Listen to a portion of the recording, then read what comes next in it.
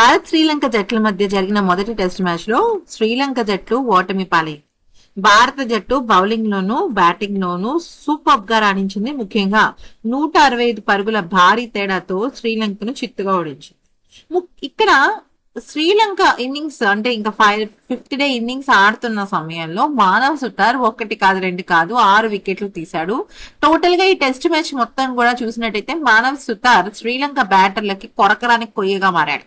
అయితే ఈ నేపథ్యంలో శ్రీలంక కెప్టెన్ చాలా అంటే చాలా షాకింగ్ కామెంట్స్ చేశాడు. ముఖ్యంగా తను షాకింగ్ కామెంట్స్ ఎవరి గురించి చేశాడంటే మానవ్ సుతార్ గురించి, అలాగే దేవ్దత్ పడిక్కల్ గురించి. ధనంజయ్ డిసెల్వా ఏమన్నాడు అంటే, రెండో రోజు ఆట నుంచి మేము గేమ్ లో నిలిచాం. 4వ ఇన్నింగ్స్ కూడా మా కుర్రాళ్ళు అద్భుతంగానే పోరాడారు. అయితే 4వ ఇన్నింగ్స్ లో చేసింగ్ అంత సులువుగా అవ్వలేదు. ఇది చాలా మంచి రసవత్తరమైన మ్యాచ్ గా మారింది. గాలే వికెట్ తొలి 3 రోజులు బ్యాటింగ్ కు అనుకూలించింది. ఆ తర్వాత గాలేలో 4వ ఇన్నింగ్స్ లో బ్యాటింగ్ చేయడం చాలా కష్టంగా మారింది. కానీ కేఎల్ రాహుల్, దేవ్దత్ పడిక్కల్ తమకు లభించిన ఆరంభాలను భారీ స్కోర్లుగా మలిచి మాపై ఒత్తిడి తీసుకొచ్చారు. నిజానికి మేము ఓటమి పాలవటానికి మ్యాచ్ చూస్తున్న వాళ్ళకి మానవ్ సుతార్ కారణం అని అనిపిస్తుంది. కానీ కేఎల్ రాహుల్, దేవ్దత్ పడిక్కల్ ఇద్దరు భారీ స్కోర్లు నమోదు చేయడంతోనే మేము అక్కడే కొద్దిగా వెనకబడ్డాం.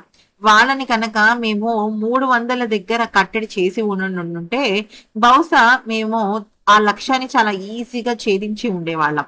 ఇక్కడ మా బ్యాటింగ్ లో మేము త్వరగా వికెట్లు కోల్పోయి వెనకంచులో నిలిచాం. మొదటగా భారీ లక్ష్యం మీద మేము ఎక్కువగా పెట్టుకుని దానిపైన ప్రెషర్ తీసుకోలేకపోయాం.